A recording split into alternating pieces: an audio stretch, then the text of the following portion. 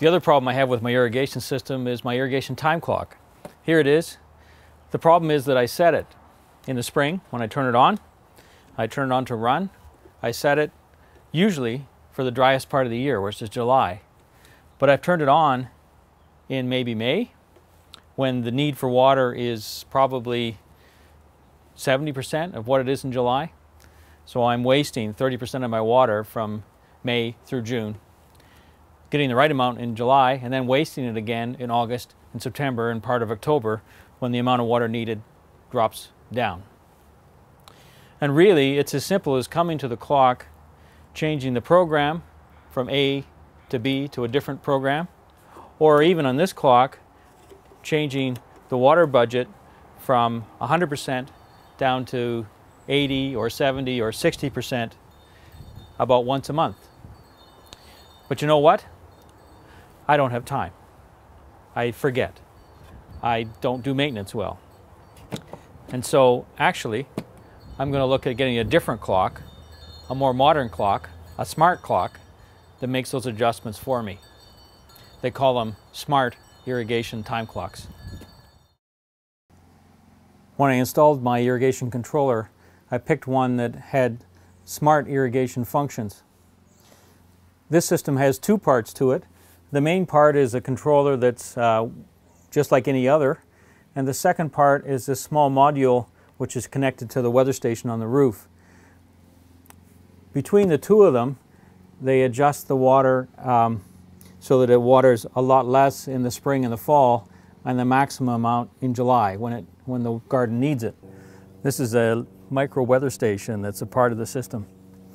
It measures evapotranspiration, which is the amount of water that evaporates from plants and from the soil, and it's the amount of water that the irrigation system needs to make up. There's three parts to this little weather station. The first part is a measure of solar radiation, so it's important that this be in a sunny location in the yard. The second and third parts measure rainfall, so it's important that this is in a spot where it's not under an eave, where it can collect rainfall that's average for the yard. One of the rainfall parts actually measures the amount of rain that lands and has an adjustment to determine how long your landscape should dry out between rains.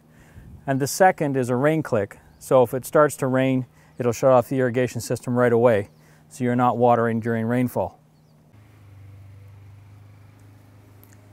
There's lots of smart controllers in the market, more every day.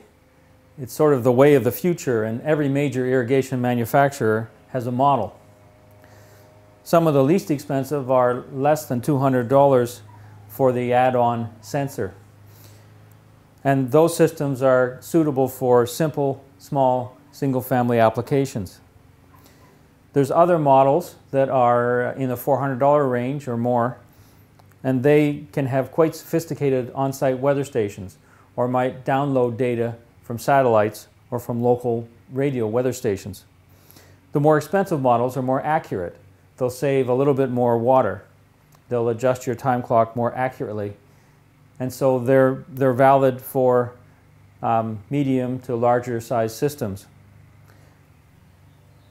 But you know, all of these systems will save between 20% and 30% of the amount of water that I would use in an irrigation system in a typical season as compared to if the time clock's not adjusted. So their application actually is quite significant in saving water. They're one of the least expensive and simplest things we can do for outdoor water conservation.